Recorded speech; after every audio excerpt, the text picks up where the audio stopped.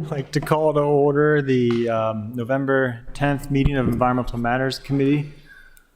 And for the record, Alderwoman Finlayson is present, but Alderman Arnett is not able to make it today. And let's see, could I get a motion to approve the minutes? Move to approve the agenda first, Yes. as written. I'm sorry. Thank you. I'll second that.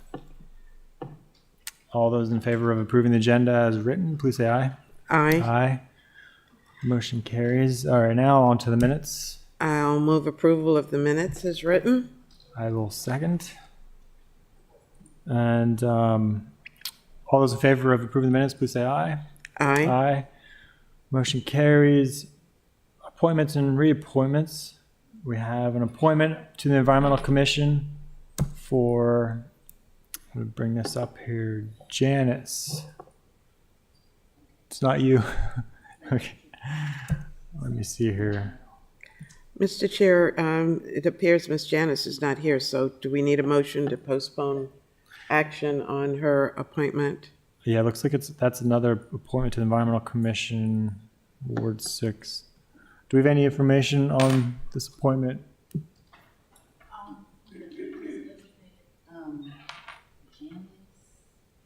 Jenny Janice, I think is her name. Janice is her last name. Okay. She's not. Okay. Well, can you just make a note if we could see if Ms. Raftovich could get in touch with her to see if she can make the next meeting? Yes. Thank you. And did you make a motion to I postpone? did make a motion to postpone action. I'll second the motion to postpone. All those in favor of postponing, please say aye. Aye. Aye. Motion carries. Next up, we have appointment to the Environmental Commission. Let's see, Ms. Matthew. All right. If you please come up to whatever you prefer, the table or the podium is fine. Just make sure you push the button so that it lights up. Push. Oh, okay. Hello. Hi. So if you just introduce yourself and talk a bit about your background and why you're interested in serving on the Environmental Commission. You may sit down if you'd like. Yes. I can sit down. Thank you. Okay. My name is Linda Matthew.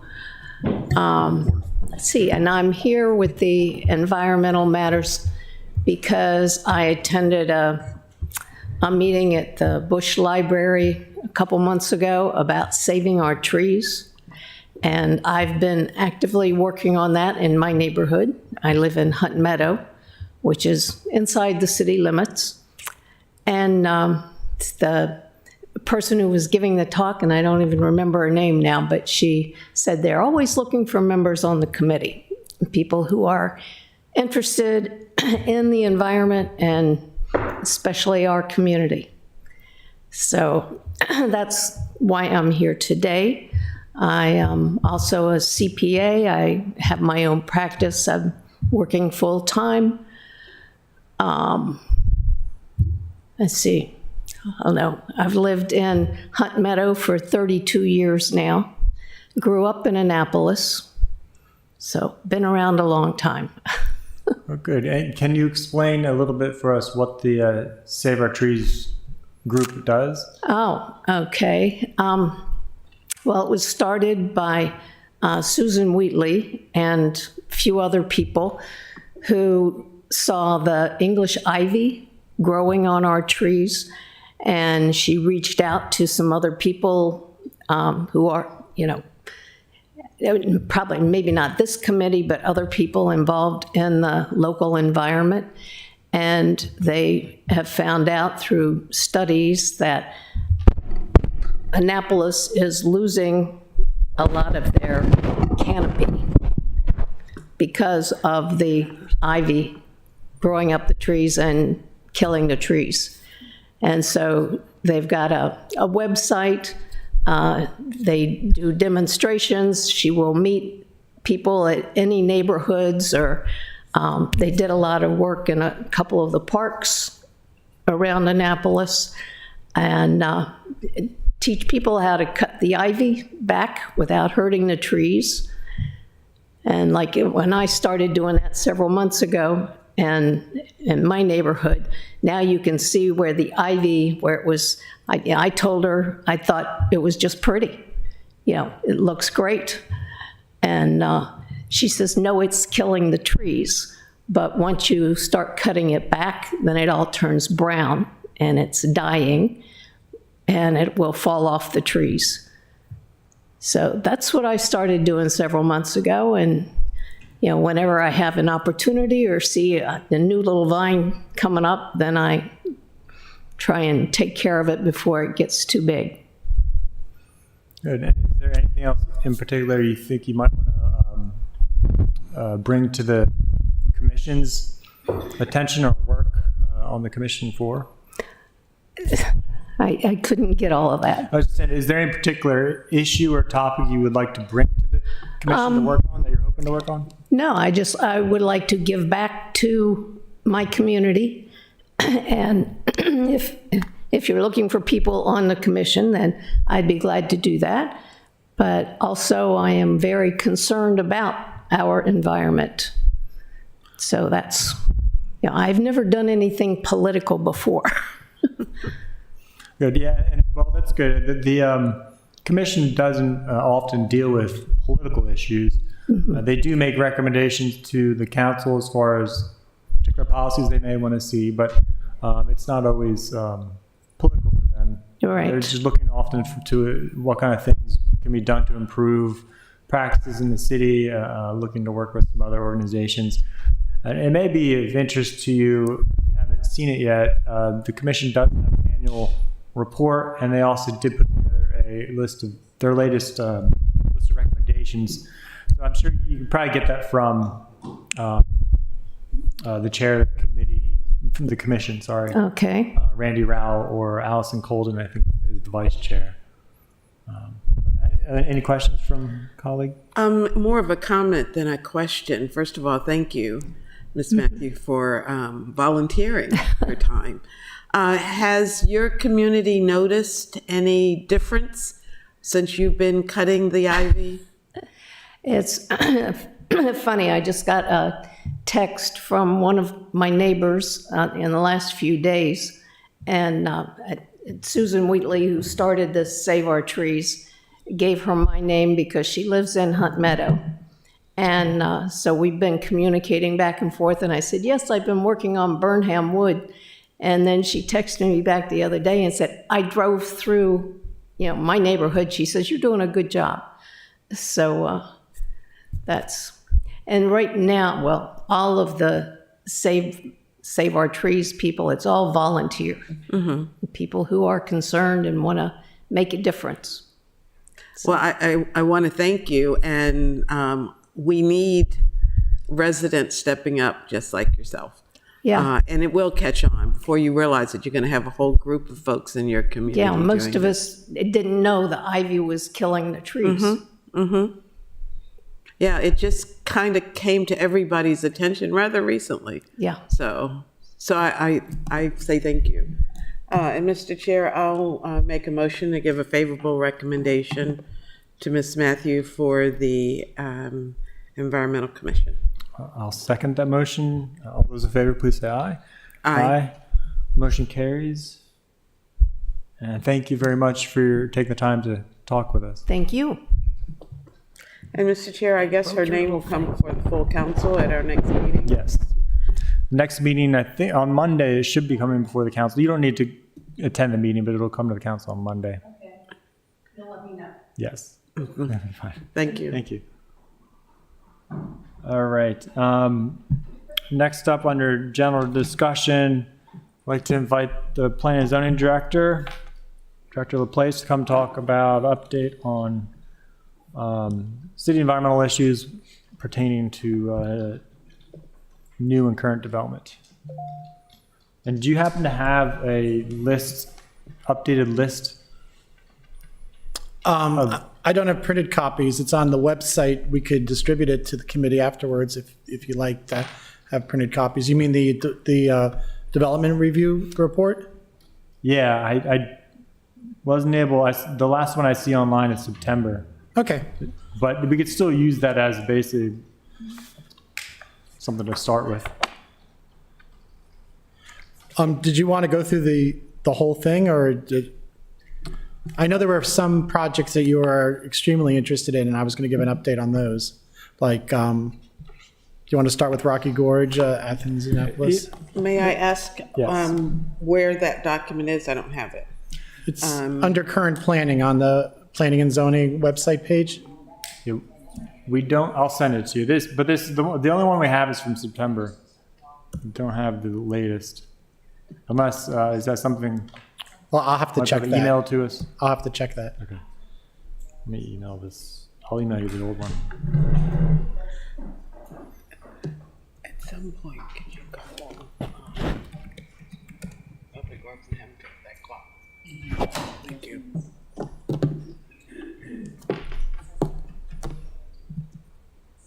You have to be asked.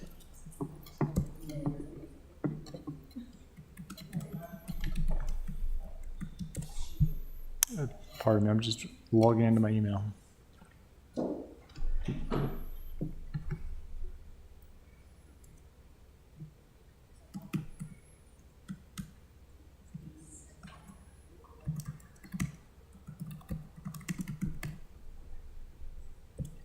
Okay, I just emailed it to you.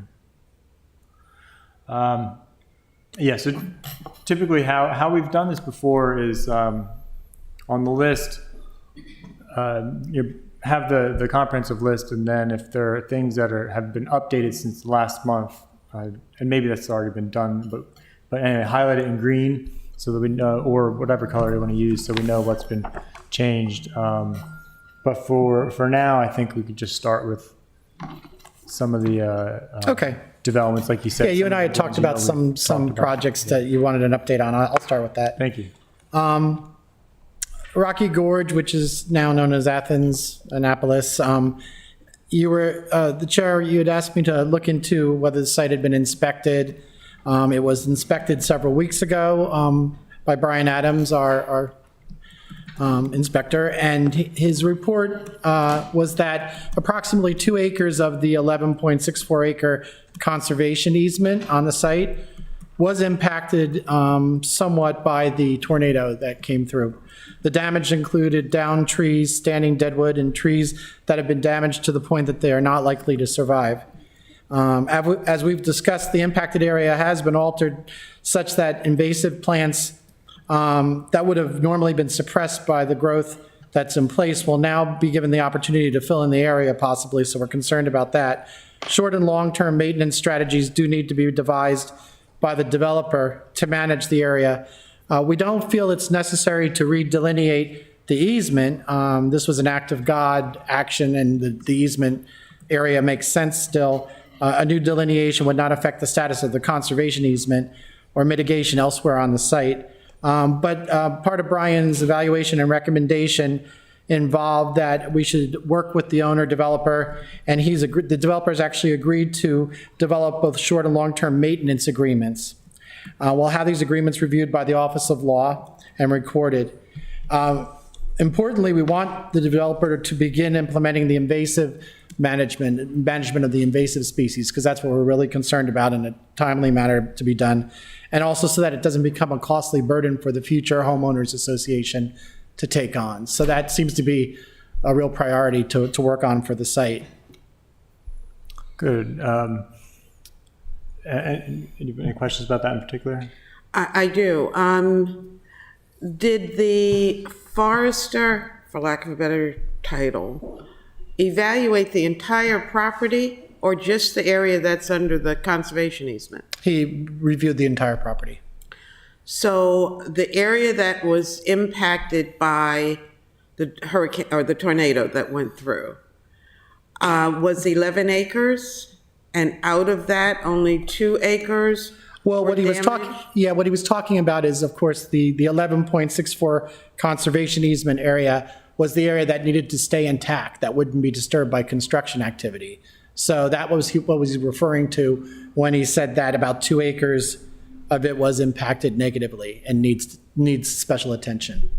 His Okay. focus, became that because even though he looked at the whole site, a lot of the site is being disturbed by construction.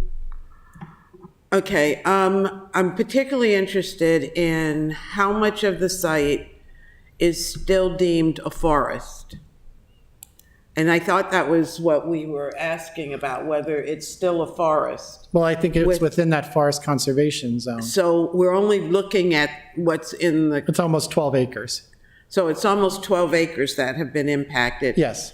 Is that? No, 2 acres of the 12 acres were Okay. impacted. So the 12 acres is the entire conservation easement area? Yes, Okay, and of that, only 2 acres were impacted by the tornado? yes.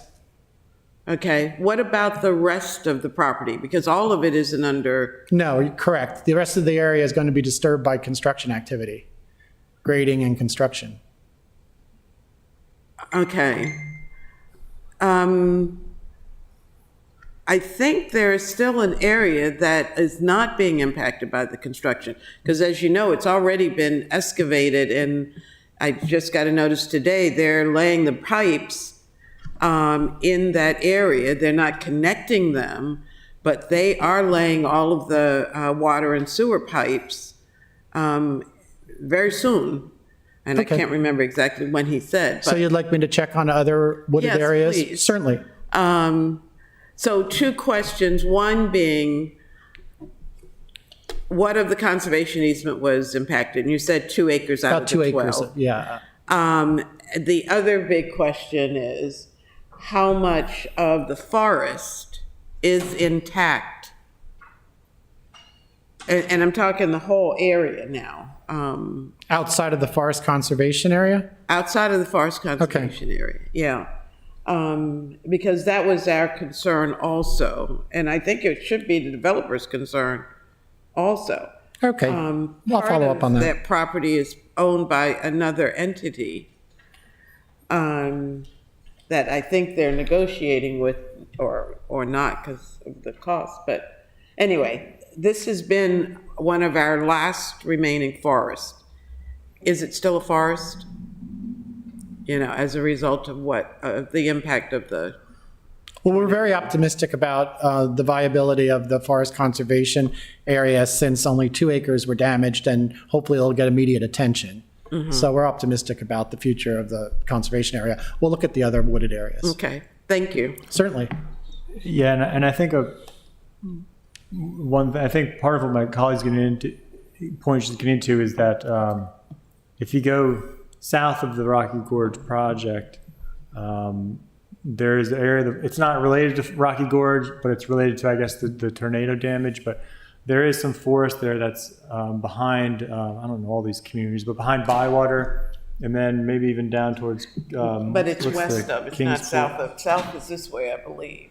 So it's west is what you're talking about? Yeah, well, north is, so it's going to be. Yeah. Yeah. Oh, you're right. Yeah. So it'd be south. It'd be west and southwest. Southwesterly?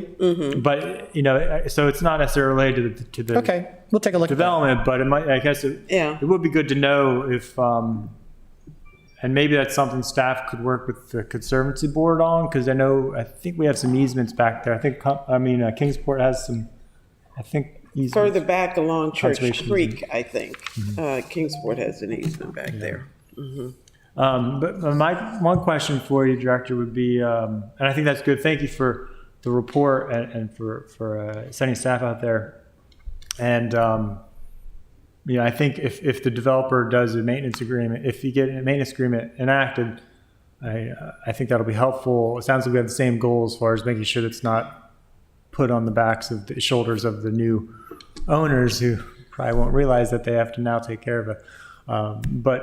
So I think that's good. I guess my question on that would be, do you feel like you have a mechanism in place to ensure that you'll get a maintenance agreement signed before everything gets completed and signed off? And Yeah, we do. And Okay. the owner developer has been very responsive, and we've already spoken to the Office of Law. So we think we have the game plan, and we think we're ready to move forward with it.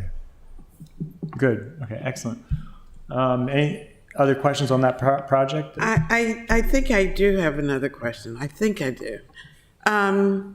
Has there been discussion about entrance into this property and exit out of this property, egress and egress?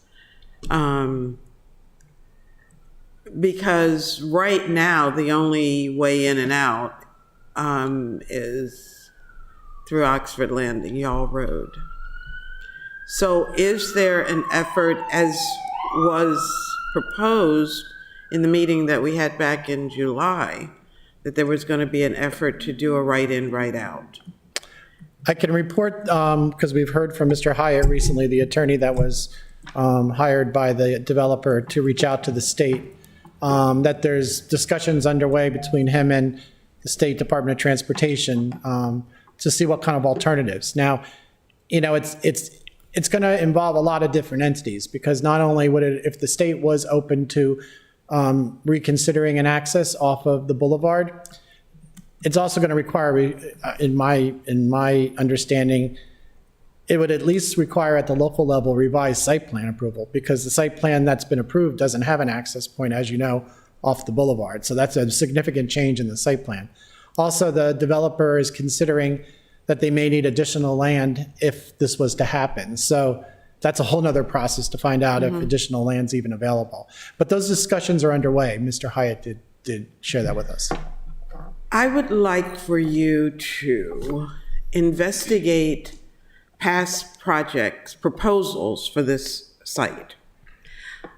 The first one that I recall, and I came on the council in 2007, so it was sometime not far after that. The proposal was to have a right-in, right-out at the location where it's already a little paved plat right off of Ayers Allen. The state highway said no, not enough distance between that location and Chinkapin and the light.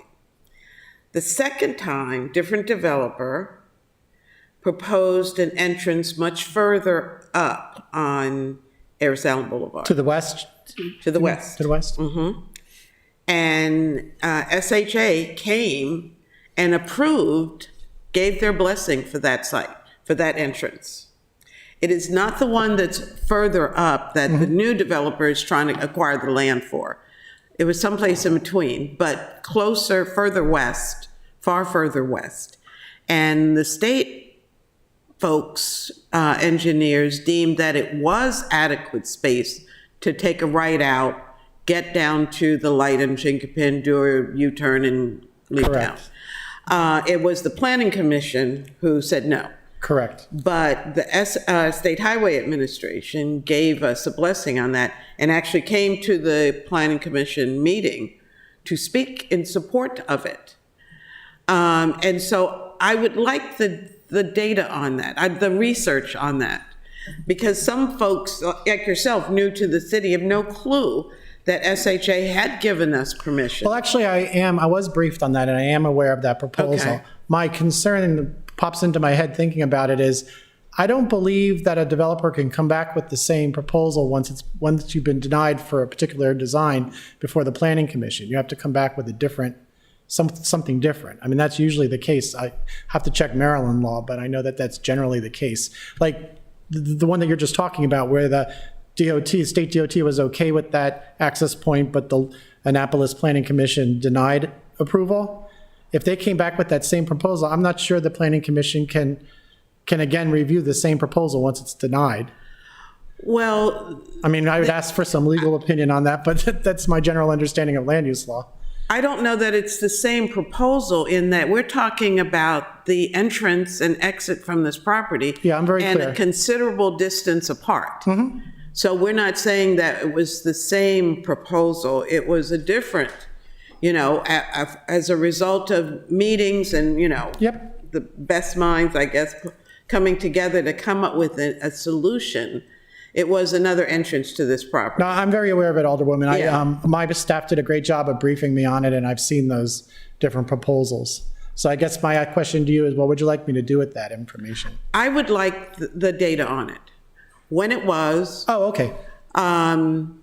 Because I don't recall what year or what. Right, it's been a developer. long time, too. Yeah, Certainly. I mean, so the difference between the first one and the more recent, well, and the second one, I'll just say, Certainly. yeah.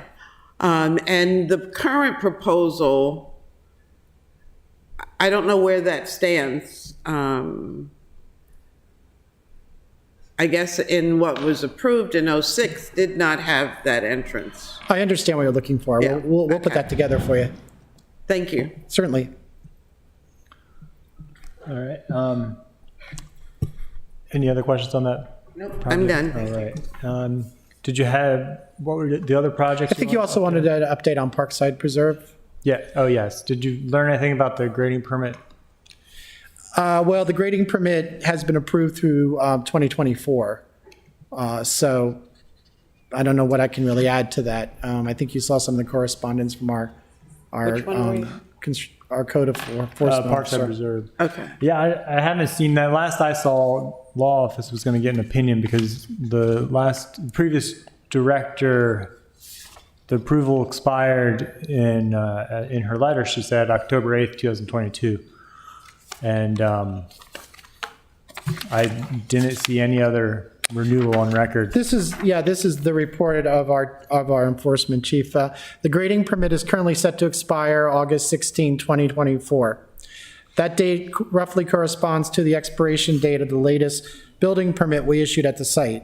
However, we just issued building permits for another I guess it's a row of townhouses, so we will end up pushing the expiration date back yet further. We also have more dwellings under review for the project. The grading permit must be extended and all sediment control measures maintained until the construction is finished. In the code, the last sentence, it's 17.08 .140D. The last sentence states where in the sole discretion of the director or designee, which would be the code enforcement chief, the extension is warranted. The director may allow additional time as may be necessary to complete the approved work. And this is John Manassa saying, it is our long-standing practice to automatically extend grading permits to match issued building permits. In prior discussions with Public Works, this was the agreed-upon process that's been done in Annapolis. The 2021 extension requests were relevant because at the time, building permits had not been issued. Yeah, and that's what I need clarity of from the law office on. I haven't followed up with them to see if they finished the opinion, because that sentence that Mr. Manasseh cited as far as director discretion, the sentence before that says, if an applicant has requested an extension of the permit before the actual expiration, which was October 8th, 2022. If they requested it, then it's at the discretion of the director to approve or not.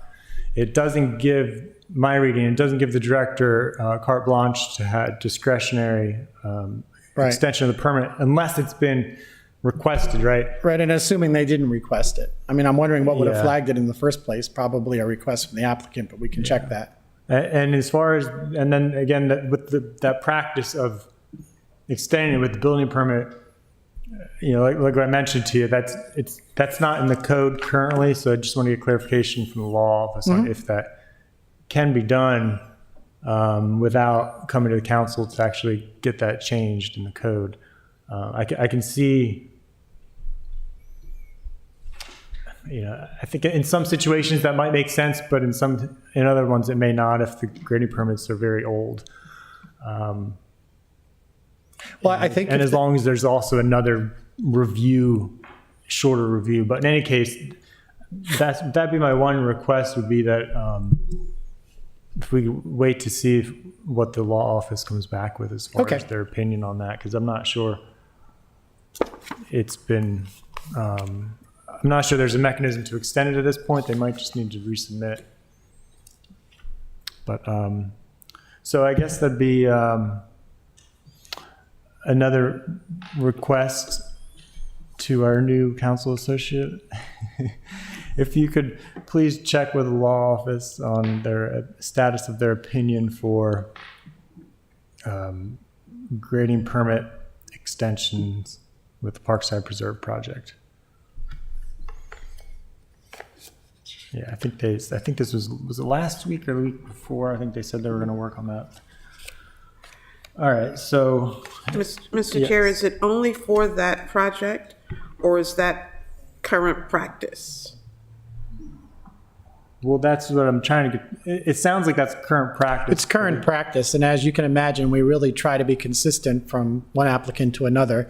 So if there's going to be a desired change in policy, we really need to know about that, because it's really important for us to treat all the applicants in a similar fashion and consistently. Yeah.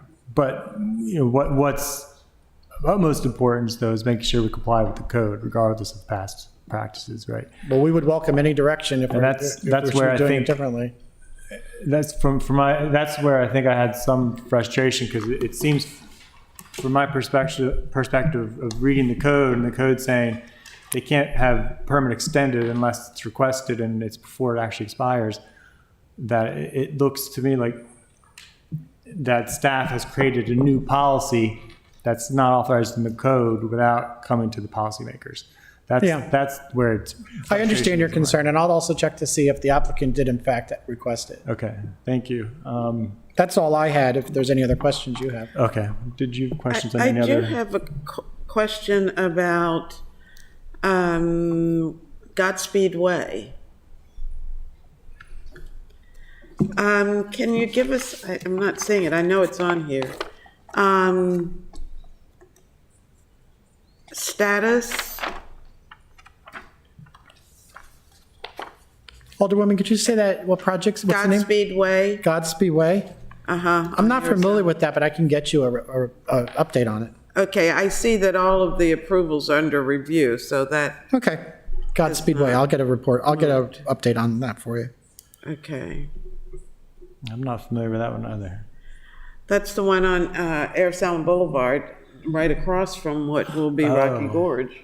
Is that a senior housing one? Yeah. Yeah, I'll look into Yeah. that for you. I just learned about that one recently, so. Yeah, Oh yeah, it looks like that's not my ward, but it's right across the street. they have a forest and delineation. So they're undergoing. They're all under review. They're under according to review. this. Yeah, So they're currently under review. yes. Okay, well that's another thing. If it may just be posted wrong, but that's another thing. I guess if you look into, we thought we clarified the law where the way the forest conservation process works is the forest stand delineations are done first, because they actually map. Here's the forest that needs to get protected. Here's what can be cleared. It just assesses the forest, and then they use that to develop the forest conservation plan, which says, okay, how are we going to protect the forest we just identified, along with, where are we going to build what we want to build, and how are we going to protect what we want to protect. But I don't know. I guess I'll have to I'd like to ask you to make sure, if you can make sure those are at least not being done at the same time, because they should be done sequentially. No, I understand the sequencing, what you're saying. Because it used to be done at the same time, and that's one of the specific Okay. things we fixed. And I'll take that I back. have a feeling it's just listed differently than what's actually happening, but We'll check in that. any case, I'll look into that. Right, I have another question for Okay. another project. The Willows at Forest Drive. Yes. And I'm seeing that their plans are under review. I understand that they can't move forward with this project without the road. Yes, that's correct. So what Skipper Road, is you're talking about Skipper Road. the one that's right next Skipper to Lane, the Skipper American Lane. Yes. Legion? So what is the status? I'm not, this seems to be moving forward as far as the planning department is concerned. Where is the road in all the planning? Even more importantly, and this is not a question for you, it's a question for us, who's paying for it?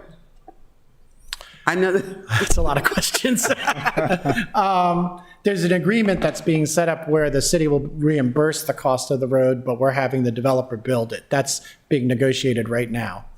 So that seemed to be the best way to protect the city, the city with not having to put funds out ahead of time. As I recall, there's a number that's being put into the capital budget, anticipating the road being done to our specifications, and then whatever portion the city was supposed to pay for in the agreement, four-part agreement, they'll be reimbursed. But the city's not putting money up ahead of time, and the city's not building the road.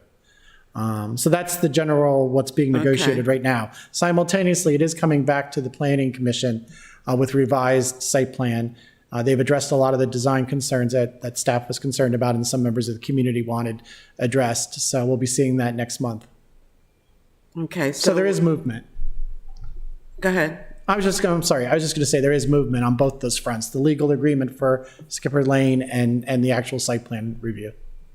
Okay, I know the aldermen are not a party to it, but I think it would be helpful if we were made aware of status as we're moving forward. So we're talking about this going into the CIP for 2024, is what it sounds like. It has to be, because it can't be 23. That's my understanding, yes. Okay, At first, I think the original proposal from the applicant was that the city would put up the money ahead of time, and that just didn't seem right or appropriate for the public entity to do that. This seems a better way to protect the municipality. okay, and so while I have you, Crystal Springs, no longer named Crystal Springs. And Providence Point. Providence Point. And their road is supposed to connect to our road behind what will become the Willows. So is that plan, where are we in? Well, my understanding is that that's part of the project, to make that connection. That's part, you mean the continuation of their road through? Yes, that's my understanding. That was of great importance to the city, obviously, so Okay, that's what we were negotiating for. okay. And the status of, is that in the sheet, Providence Point?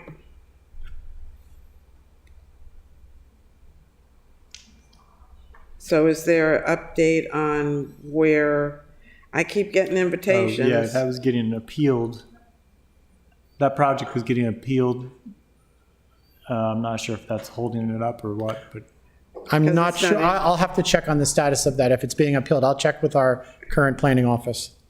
Wouldn't it still be in here even if it's being appealed, so we'll know what the status? I don't know how It's on soon we there. got the announcement of the appeal, might have, Okay, so it's not under Providence Point, must have another name. well, I'll check on that. Providence Okay. Point, Thank you. Providence Point. Thank you, Mr. Chair, I think I'm done. all right. I don't think I have any other. Let me see here.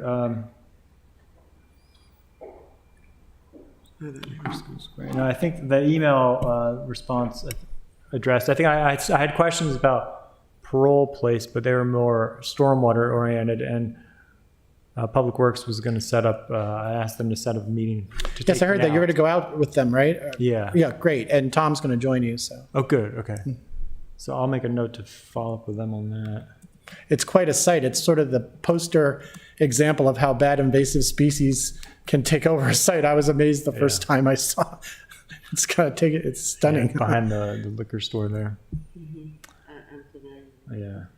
May I You have ask another about one. the Public Works facility? Yes, of course. Yeah. The Public Works facility, this seems to be moving very quickly, which I'm glad Yeah. that it is. Do we have a tentative date for completion? I recall that the Public Works Director said that he was hoping first quarter of next year, but what's the big question mark, and it's a supply chain problem, is I believe it was something to do with generators that need to be installed, that as far as safe access to the building, for the elevators to be able to operate, things like that. So there's a supply chain issue the construction's going very well, but some of the equipment that has to go into the building has made it a little iffy. But he said certainly first quarter of next year, he's optimistic. Thank you, and I know that's not your, But we all talk. but I'm sure that everyone on this list would wish that their approvals went through as quickly as the ones under the Hudson Street project. So, thank you, sir. Thank you. All right. I have two other questions. One, and again, if you don't have answers today, it's fine. Maybe at the next meeting. But South Annapolis Yacht Center, if there's been any resolution to the fence issue that we had out there. Oh, that fence of where the access through the site. Yeah, there was concern from the community about fence getting put up that was preventing water access, which apparently the developer had promised to the community. And I know we met with the folks that were concerned about it. We met out at the site. We brought the developer, the owner in, so I'll find out the status of that. I don't know how that was resolved. I think it was resolved because I haven't heard anything about it recently, but. okay. And then the last one is Griscom Square, which is in my ward. Yes,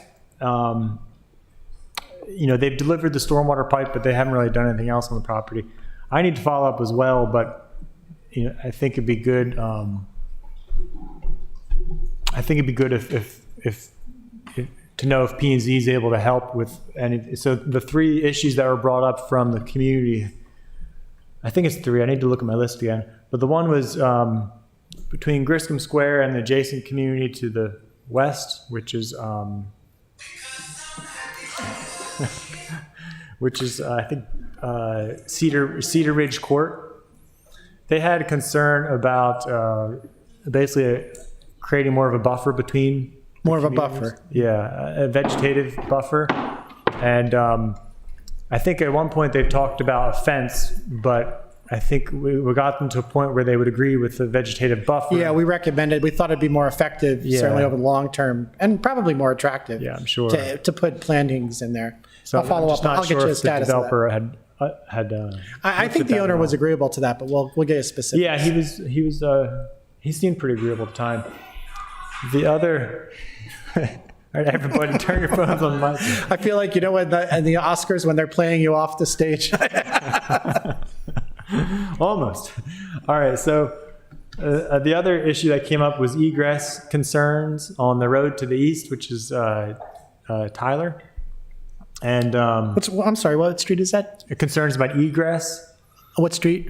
Tyler. Tyler, thanks. And as far as I think there was concern about people who live across the street, and I think they were asking what kind of signs could get installed that might help to address any kind of safety issues. Safety issues. And the last one was the community they were concerned about the wildlife out there once they do start to remove trees. So I don't know if we have anybody on staff or anybody from the state who might be able to just come out or at least have a conversation with the developer to see if they could, if there's some wildlife that needs to be, I don't know, rescued or managed, they might be able to. So protection of the existing trees that are to remain? Well, yeah, protection of the trees that need to be remain, but also just any wildlife that the neighbors are saying there's a lot of wildlife on that property, and so they're just concerned as things get cleared, what's going to happen to those. Oh, that's a good question. We'll ask that. All right, that's all I had. We will get you those Thank you, answers. Director. Yeah, thank you. Although I guess you're not off the hook yet, because Nope, the music started playing. I heard it. I'm done. next up we've got discussion of added public facilities, in particular the school facilities. And apparently the clocks have not been. Oh, did you mention that already? I did. Okay. Because I'll be running out of hours early if you all fix the clocks. All right, so just to give a little bit of opener to this, and thank you, Mr. Lashinsky, for coming, and for my colleagues' sake about why this got on the agenda. We do have a meeting with the school superintendent coming up in a couple weeks, and there was a question from a resident about school capacity for, in particular, the high school. And so Mr. Lashinsky and I were having an email conversation about where we are with the current numbers and how it's being calculated. So this looks like this speaks to, so Mr. Lashinsky, the floor is yours. You want to give a bit of a briefing on what we're looking at? Yeah, thank you, Alderman Savage. What I just handed you, three documents. One is our current utilization chart. That's what we refer to as the chart that shows the current enrollments of the schools that serve the Annapolis area, the Annapolis feeder system, some of which are outside the city limits. So high school down to elementary school. It shows the capacity, sorry if it's all very small. You may, I should have brought my readers.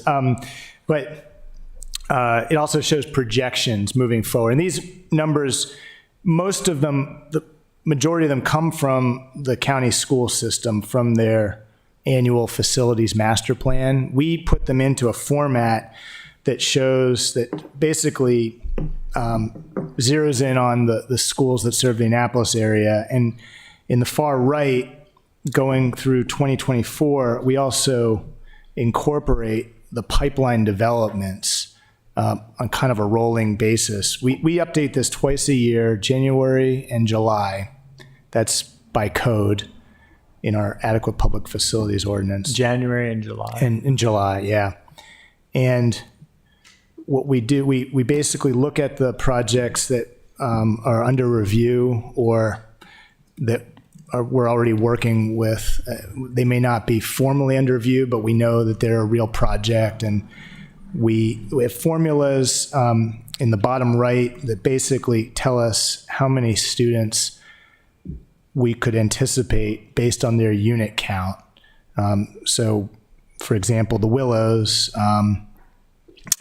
tells us, we could expect, based on the 58 units, we would expect 8.24 elementary students. We'll just say eight students. Middle school would be three students, and high school close to 4 students. What happens to the students from elementary to high school? We lost some. Oh, From 8.24, I'm just curious. well, so this is the formulas come from the county school system, and I guess to be honest, I don't know how the formulas. They're not. I wonder on here, are they unfortunately. There's assuming- always a difference between the number of kids that go into high school Yeah. and the number of kids who leave high school. That's right. And Ah. there's drop off. between elementary and high school. Some go to private schools. Some move out of the area. Okay. I think my suspicion is that it's based on historic data. Yeah. And see, you can see the numbers that the formulas are to the left of where it says elementary, middle, and high on the far left. So for elementary school, we multiply the units by 0.142. For middle, it's 0.054. For high school, 0.063. And we assess. We kind of go back as well and say, well, looking at the ones that we already anticipated, are those still in progress? So in the case of Central Park, which was the proposed development off of Hilltop Lane, the old Pastrana property, that Oh, yeah. was essentially abandoned, the permit. So we took that off. Now, this just goes into the projected enrollment. Some of these projects, from the perspective of meeting the APF requirements, are exempt. And that's by code. So the Willows, as a project that would use low-income tax credits, is exempt from meeting the APF for schools. And senior facilities. Senior facilities and residential properties under 5 units, and residential properties in the Arts District. I think Could you repeat why the Willows would not? low-income tax credits. Oh, because they got tax credits? Yeah, and so also 1-bedroom and studio apartments are also exempt.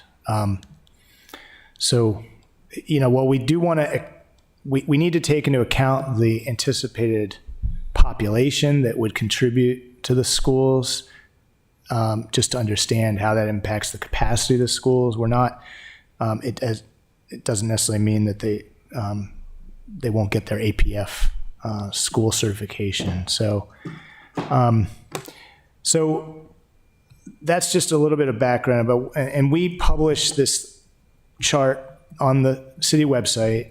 Admittedly, it's hard to find. It's what I found is it is on the planning and zoning website under the APF page, which includes guidance for all the APF requirements for all the other categories, transportation, parks, etc. if somebody wants to Google City of Annapolis schools APF, the first link that you come to is the page that has this. And then we also, so we list which schools are open on the far right, that status column. And what that means is that they're open to development over 5, residential developments over 5 units in the city of Annapolis.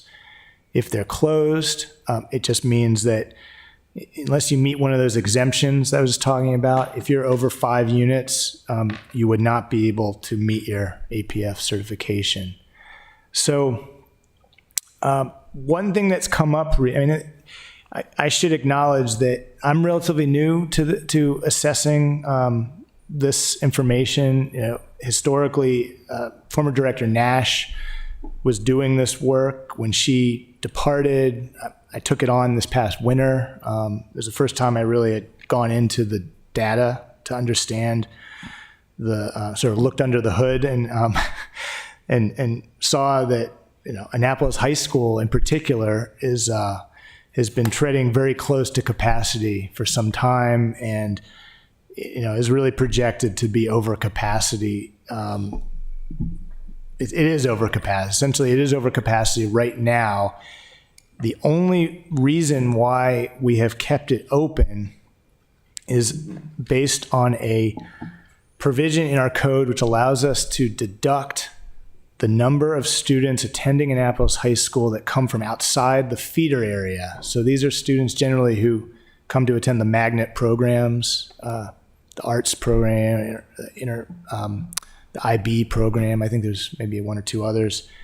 And so that number fluctuates. It seems like it's always, you know, plus or minus 300 students, it seems, from looking at past data.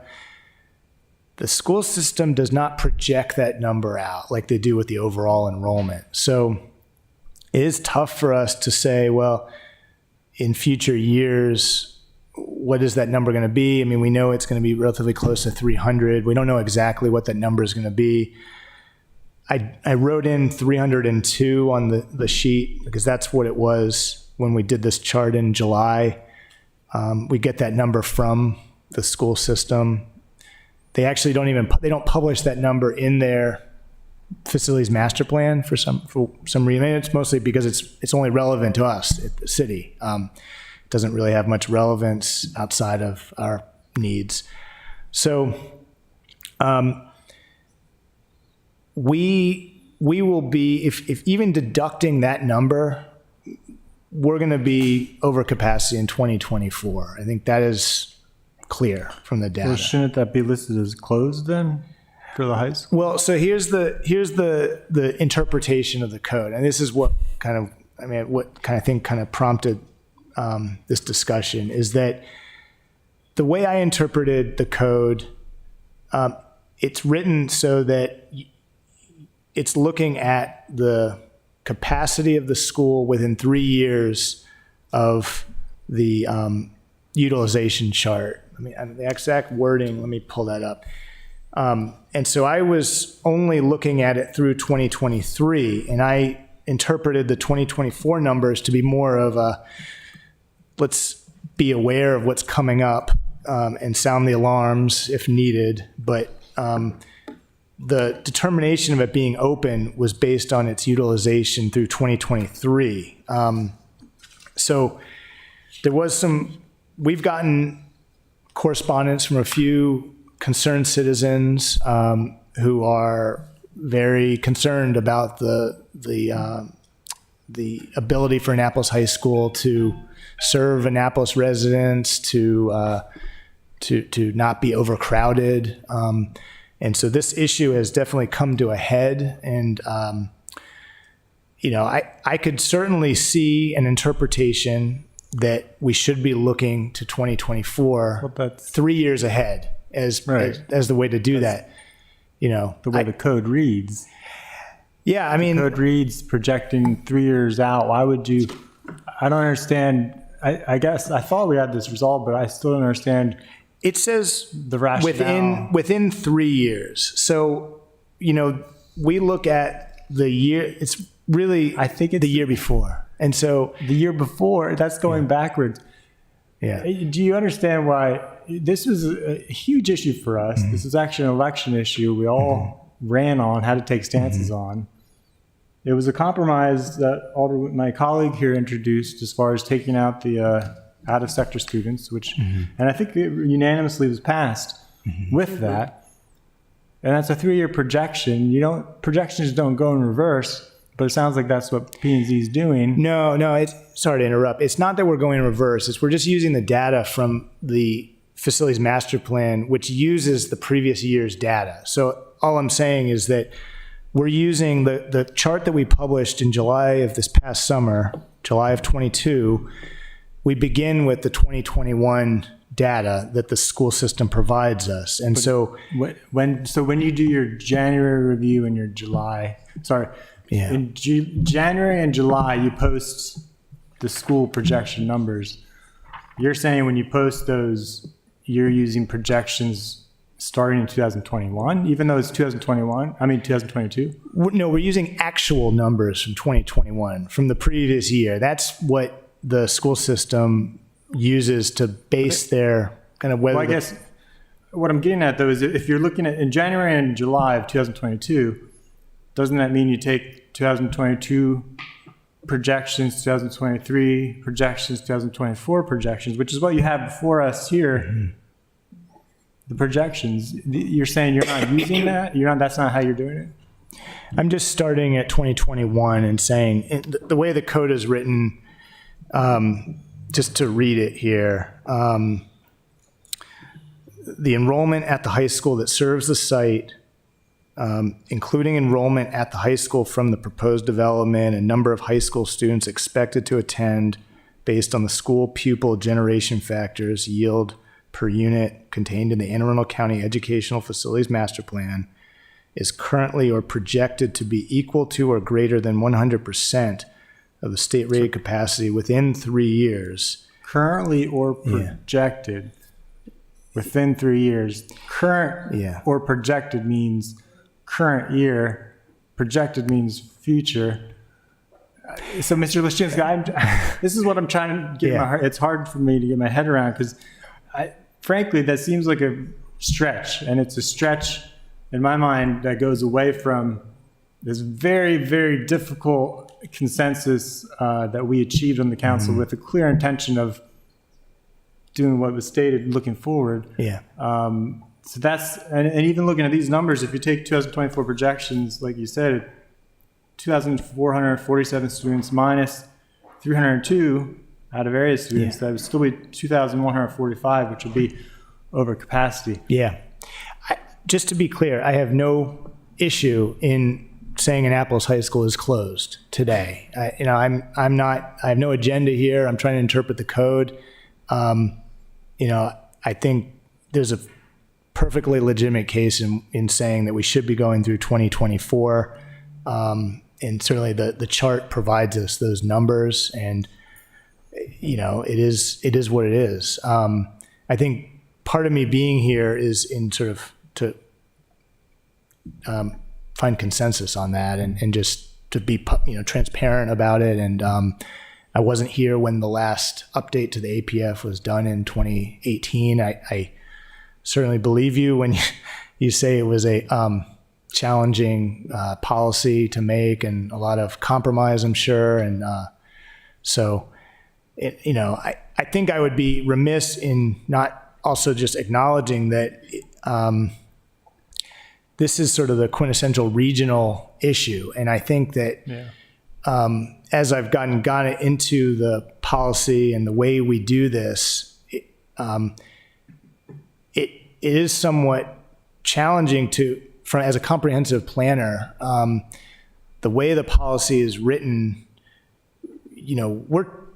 it limits our ability to achieve a lot of other city goals, to be quite frank. I mean, we have a acute housing shortage in the city. We're the densest part of the county. It's the place where we should be accommodating more housing. We have the infrastructure here. We have transportation networks. We have a lot of non-conforming properties from an environmental perspective. It's one thing to sort of meet the intent of the code, but it doesn't really address the core intent of providing adequate facilities for our residents. Well, but you do know? you see how the interpretation that you were kind of espousing earlier, do you see how that diminishes? I understand what you're saying as far as it makes it more difficult to have whatever growth goals we have.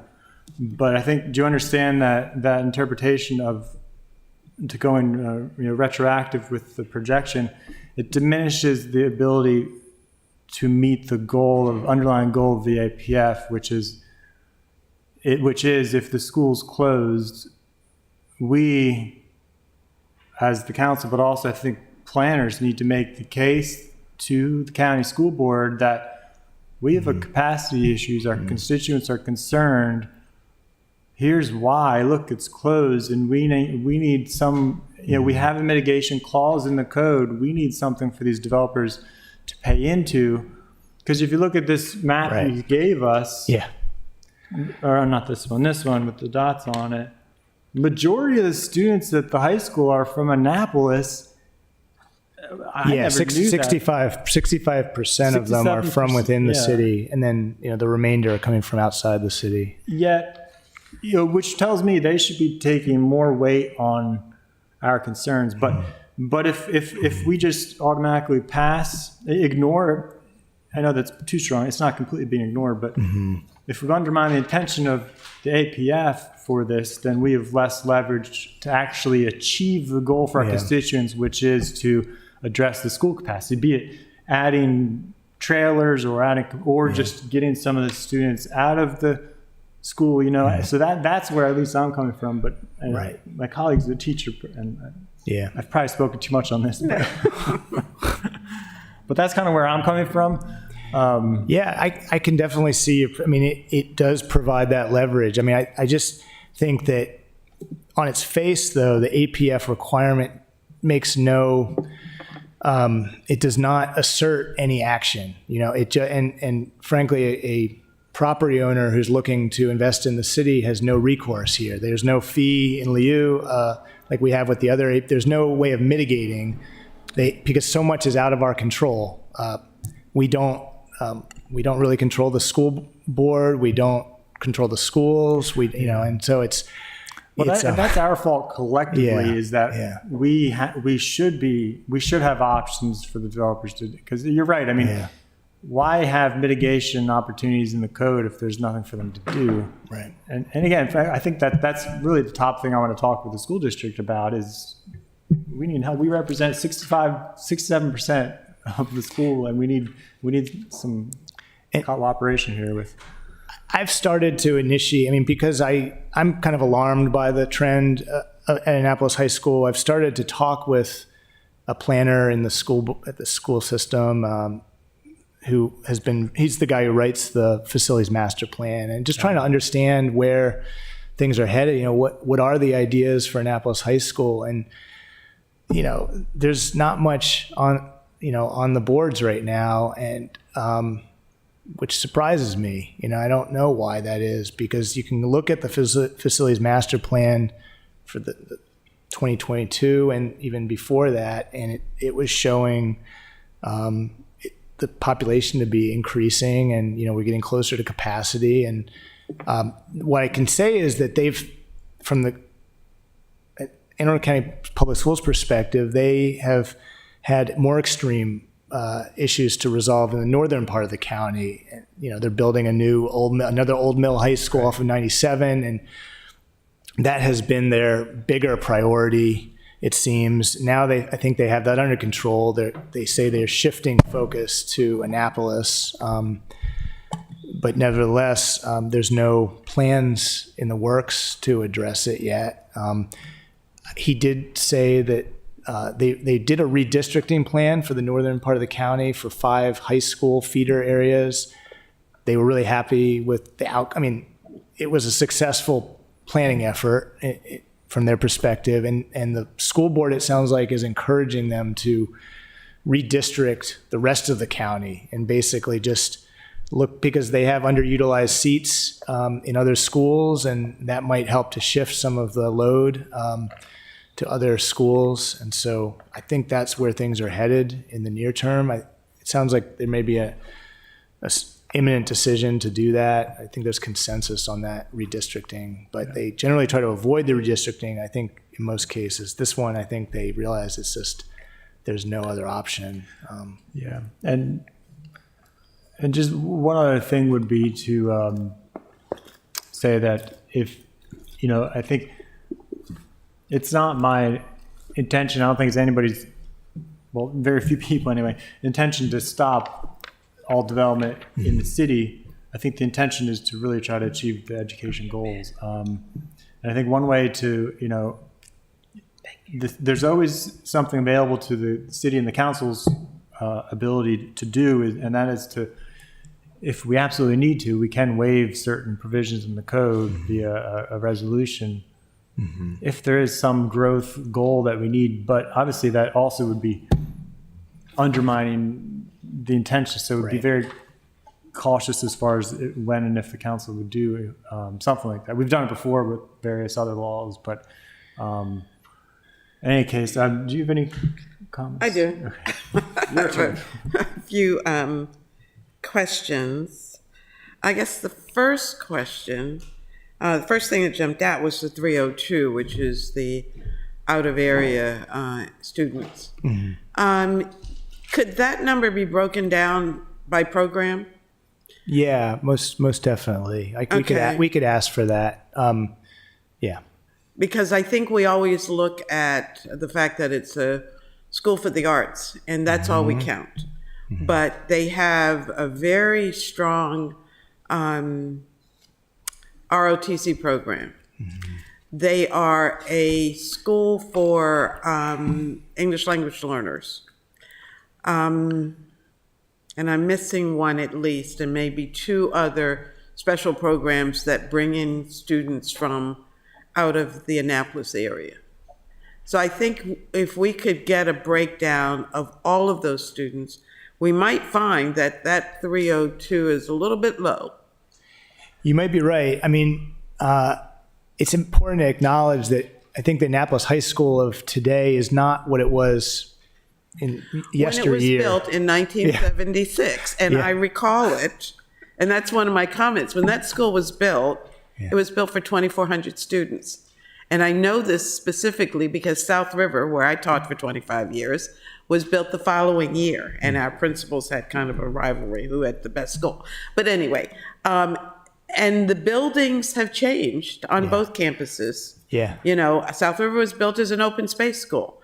Well, who the heck, does open space now? All the buildings have been restructured, so they have closed doors and walls and, that kind of thing. So the numbers have changed as far as capacity is concerned. It's true. But program-wise, and I contend this is probably not an issue, but something that we should be aware of in the city. We create programs as policymakers. Yeah.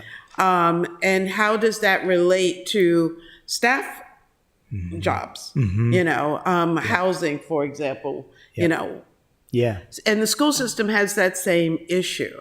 There's one side of the house that does development, and that's Alex's job. And then there's another side of the house that does programming. And I forgot the lady's name who does that. But do they really get together to say, my programming can fit into the building you're designing, or vice versa? And that's a discussion that really needs to be had. Yeah. And I think no one in Annapolis would want those programs to go anywhere else. I mean, they're in Annapolis because we're the seat for the county and the state capital. And they, my counterpart in the planning office at the public school system acknowledges Annapolis is different. We should have all of those programs, but they do increase the enrollment. There's a lot of people being bused to Annapolis for those programs. One of the programs that I taught, I was a high school English teacher, of course, but I taught my first class of the day, and it was aired live on cable channel 19, because half of my class was at South River, and the other half was at Annapolis. And it was usually a high-level British literature class or something. And they didn't have enough students at either school to accommodate a single teacher. So they had one teacher bouncing back and forth between the two schools, and that would be me. So where did I count? And where did my students count? I came in the back door every other day at Annapolis, taught my class, went back out the back door, and drove down the South River, and that's where I remained for the rest of the day. But I did that for many years. Yeah. So how do we count? You know, we want to take credit for being able to offer those high-level programs. And so they do whatever they need to do to make it work. So I totally understand the numbers and some of the idiosyncrasies, I'll say, with the numbers. 21403 or 21401? What's Annapolis? Both. Both. Yeah. I mean, Or none. Or 09. You're absolutely right. Thank you, Mr. yeah. I don't want to call him Mr. Kenyatta, Mr. Rao. So when they are looking at Annapolis, and when you're looking at Annapolis, are you looking at all the zip codes? So 2 maps I handed you. One shows the feeder area. That's basically the catchment for all of the schools that feed into Annapolis, you know, and there's some that are outside the city limits, obviously. So it's a pretty large area. You know, you have the elementary schools like Rolling Knolls and Hillsmere that are outside the city limits. And then you have Annapolis Rolling High School. Knolls outside of the city limits, yeah. But there's the other map that is just the city limits, and it shows, you know, the students from within the city limits that are going. And so that's, as Alderman Savage mentioned, you know, that's a majority of the students. It's about 65% based on, that was taken in August, those figures. So while it's a majority of the high school, it's still, you know, it's not approaching the capacity of the school. So that's just something to keep in mind. The catchment area is maybe twice the size of the city of Annapolis itself. So the 65% that you mentioned is totally within city limits? Yeah. Okay. So each of those dots represents one student going to Annapolis High School, one of those red dots. So Okay, so you can did you see some give us outside of the city limits on that map too. 65% of the 20, 2,000 so that's or 1,400 21. students that are Yeah. in the city limits, Yeah. which is You say 14. It was around 14. 67%. Yeah.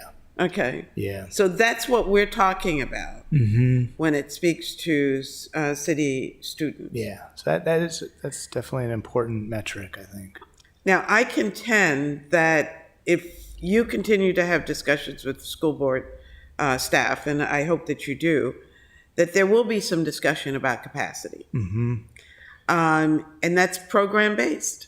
Yeah. So if they are too far above capacity, then there should be some consideration for what programming continues there. Of course, no one wants their programs to go away, but no one wants their kids in overcrowded schools either. But you can't have it both ways. Yeah. So just something to keep our eyes on and keep the lines of discussion open. My other question has to do with county priority areas. I think they're called priority areas. The parole town center area is carved out, as is, I think it's Odington. Yeah. And So- Glen Burnie, the town. And Glen Burnie. I think yeah. maybe Mead Village also, but yeah. So they don't count them as far as their capacity is concerned. Sort of, it's a little more complicated. Basically, developments in those areas, and they're defined geographically, they have an ability to get an exemption, and it's basically by providing certain things within the project.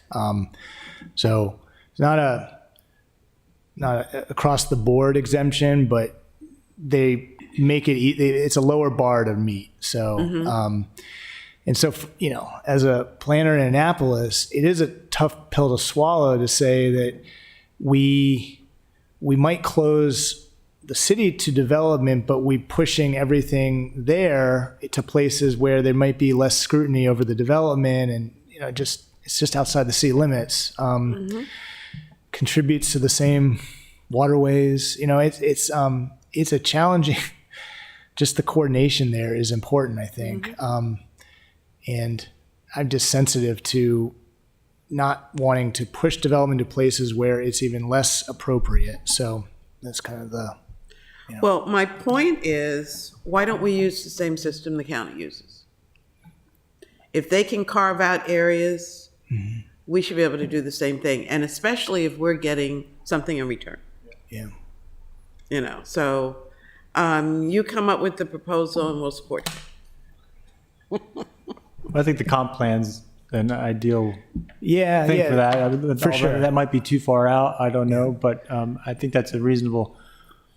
Because I think I think the council, I'm sure, would want to have a discussion about what communities. But if you had some you wanted to propose, because there are certainly some I think that could afford more growth than others.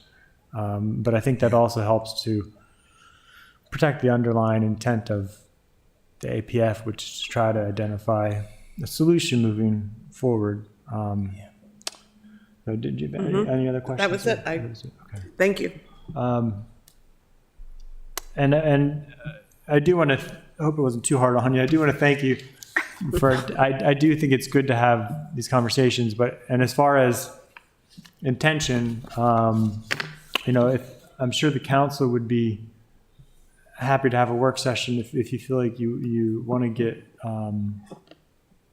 thoughts from the rest of the council. But, I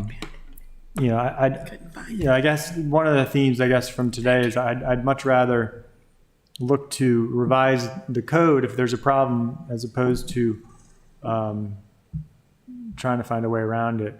Yeah. And I don't mean that I'm trying not to say that in a negative way, but that's kind of what it comes across as.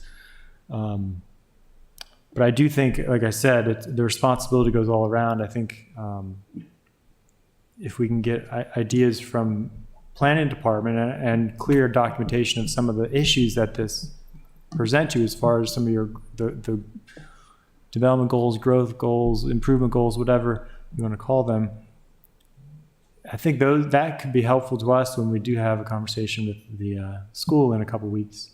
Yeah. It's next week. Next week? Next Oh, geez. Thursday. Okay.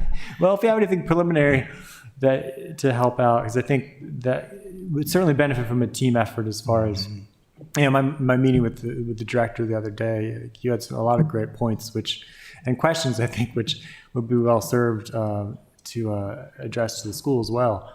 And maybe at some point we need to pass a resolution, because I don't think the solution either is necessarily just creating all these growth opportunity areas or exemption areas, which I think it's helpful in the short term, but I think the long-term issue is just figuring out how can we get the capacity under, or you're saying the school you thought was Working built with for the more school board. students. So we just have to get to the bottom of that. But I don't think we've had a discussion on the entire council anyway with the school, and at least since I've been on. No, So we this- haven't. I don't think so. I think this will be So good this to is- have. This is good.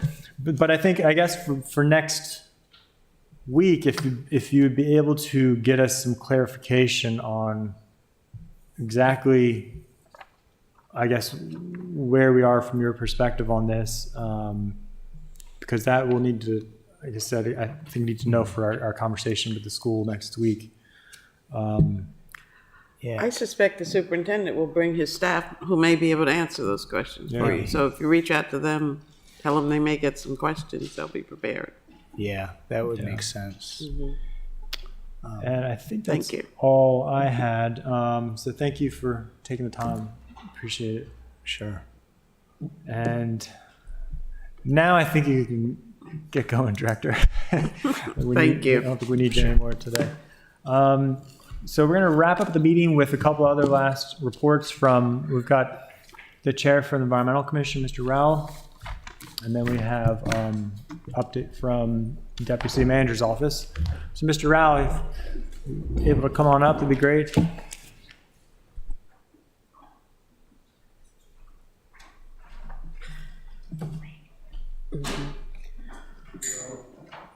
Kenyatta.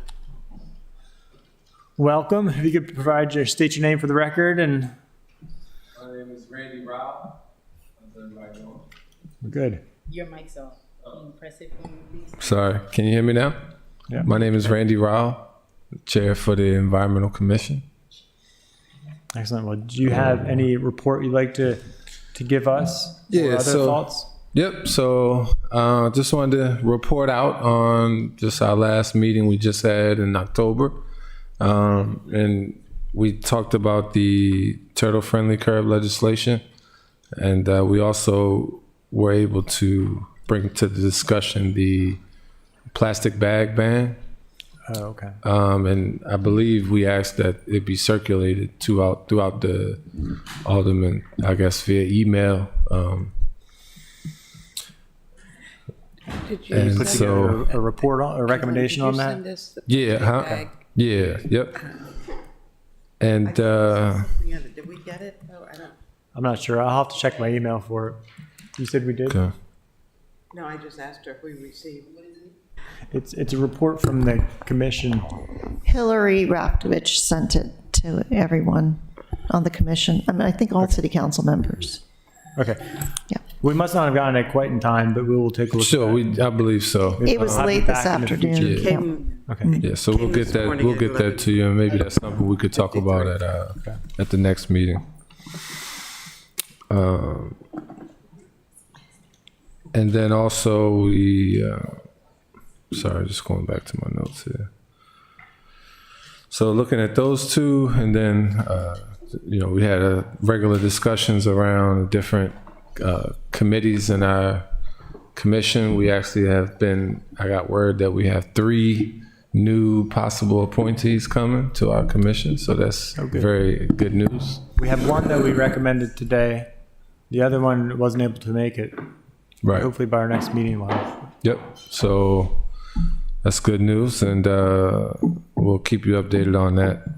Replant Annapolis, we also had some discussions around and seeing how we can get some more advocacy around that program or funds, if that's what it takes or needs. Connecting it with the statewide initiative, 5 Million Trees Initiative. Or also the Urban Tree Grant Program with Chesapeake Bay Trust Initiative. Seeing if there are more needs for funding or capacity there to maybe connect those 2 programs for that. How much funding do you think is needed?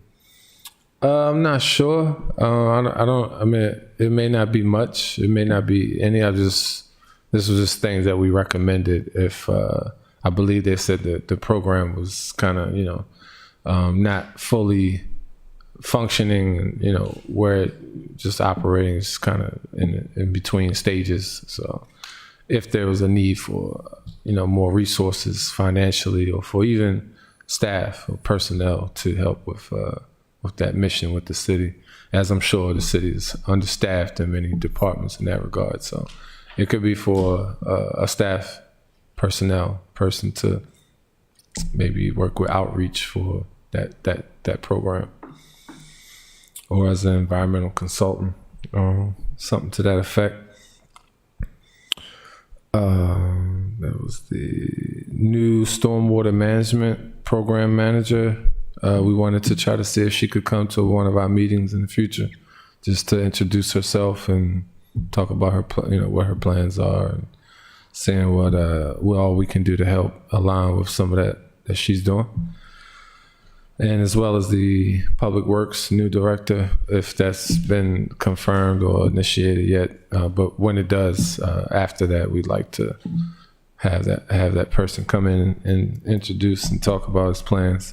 I know a few things we talked about was seeing about Public Works employees and city landscaping contractors, providing them a training on green infrastructure development best practices, and seeing how they can, be more sustainable in their activities around that, whether it be on location sites or equipment they use, just different ways around that. Or the main reason was around tree treatment, and being able to identify a good tree and a bad tree, and how to instill some different tree mitigation practices around minimizing invasive species and things like that. So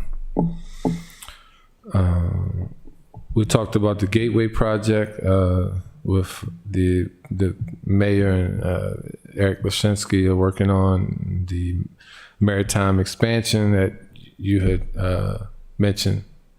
So we talked about that, seeing if there are ways we can get some new diversity in those maritime industry companies that are operating in those regions, similar to seafarers or different things like that that have a large presence or have a large movement around it, heritage and preservation.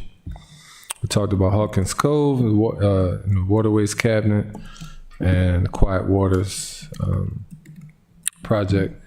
And then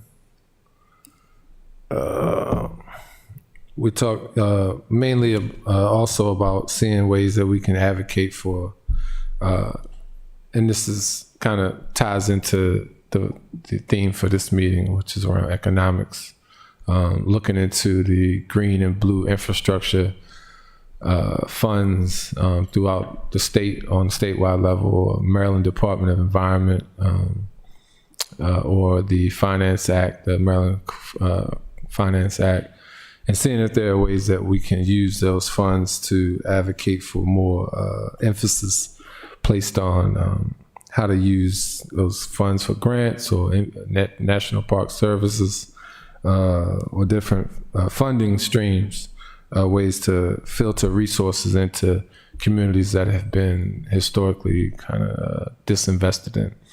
And using that as kind of a ground zero for replacing gray infrastructure with blue and green infrastructure, which is the whole premise around the green and blue infrastructure bill that just passed. And Maryland being the first state in the nation to pass such a bill, I think it's an opportunity for to really get it right the first time, or get it right with this funding that's coming down, by starting with communities that have been underserved or have very dilapidated or old or outdated infrastructure, whereas some of our other communities have had more funds, more capacity built in those communities, and you can tell about how they operate, how their sewage is ran and things like that. So using these funds to kind of bulk up some of those communities that have not had the same level of capacity there. So environmental justice communities, basically. So looking at using this bill to create, using these different funding streams from MDE to kind of direct more funds that can go into removing some of this gray infrastructure with blue and green, but focusing a target on environmental justice communities for these environmental outcomes. So it's another discussion we had. And we also talked about the spreadsheets that we used to get from the city with the list of different projects in development, and seeing if we could get that back going again, and we could review those and give input to the committees that review the projects for permits and things like that, that are more large scale, and give our environmental scope on those. So seeing who we need to talk to or about getting those back going. And that's about it. There was also a bit of, discussion around seeing how we can use ecotourism as a way to drive sustainable development in our city as things progress, and figuring out, like even just with the maritime expansion activities, looking to see if there's ways we can introduce legislation saying that if developments take place or construction, facilities that are built have a sense of LEED certification level and have some different measures in place for being very sustainable. So that's just something else we talked about, using ecotourism as a means to revitalize underinvested communities with this whole notion around making the environment better. So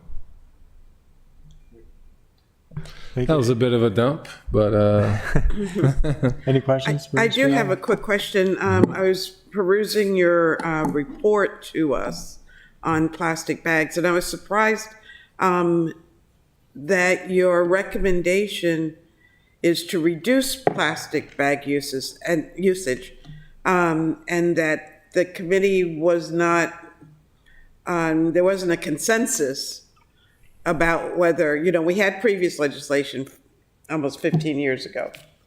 And we were not wise enough to see ahead of us back then.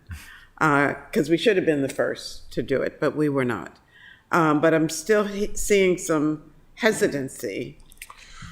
well, this was in our notes too. We apologize for the late kind of review of the legislation being proposed to the commission committee members. And so as a result of that, there were just discussions around the language in different places. And so we paused it and we decided to give it some more a round of edits again. So that's where we're at now. So We'll come back to it. yeah. So your input, we welcome all of it because everyone's input is going to be solicited and then imparted back into the language. So hopefully the next time we give it a round, it will make a pass. Everybody agrees with this, just making sure the language aligns with what we want to do and everything. Okay, thank you. And Mr. Chair, I have got to leave in 2 minutes. Cool. Okay. All right. I have a few comments afterwards, Mr. Rao, Sure. and then I guess, but for now, since there are only 2 minutes, I'm so sorry, Ms. Kyle. We've done this to you too often. Do you have any quick highlights that you want to get Well, across? I can comment on a couple of things from our previous speakers, just to add some clarification. So with regard to Replant Annapolis, which is the program that we established with, the city established with the Watershed Stewards Academy as our partner, akin to Replant Anne Arundel, where we are recruiting tree troopers, training them how to plant trees, where to plant trees, what kind of trees to plant. The Department of Public Works contributed $30,000 from its Watershed Restoration Fund last year towards this effort. So we would so Watershed Stewards Academy does all the recruitment, the advertising, the education, and the management of the program. We have a partnership with them. It's almost a contractual relationship. We have an agreement. And today, I just had an invoice submitted for a little over, it's about $8,700 for trees that they had, and materials that they had to expend monies on for the program. It got a little bit of a late start. We had wanted to start it last spring. I think it just got started this past fall, so we just got the first invoice. So there is still plenty of money of that original $30,000 in FY '23 for the spring planting if they're going about it in about the same way. I think this was the first round of recruitment, and Suzanne Etkin, who is the director at Watershed Stewards Academy, is on my list of people to contact to see, where are we as far as projections for spending, what should we propose in our next budget request for FY24, and are you having any problems with recruitment, et cetera? Where do you need help? Where are your challenges? Where are the opportunities? So I think for right now, I think we have plenty of money and we have plenty of support, but we'll see what Suzanne says about that. Then there is the Save Our Trees initiative Ms. Matthews alluded to. That's something that I worked with Susan Wheatley and her group to get established, connected them to all the different groups in Annapolis they could work with and inside the city. They started at Truxton Park. They had 2 ivy removals over the summer in September in Truxton. they started on a very large project, and then they are planning a ivy removal in Jones Cove the first week of December. So they choose different areas to work in, and they're working with Eastport Civic Association on that one. Go ahead. I think Alderwoman has to go. Okay, and I will We'll update. put you on the first next time, first of the agenda. Do Yes, you you want to make a motion? a motion to adjourn? Second? All those All in in favor? favor? Thank you. Sorry to cut you off, but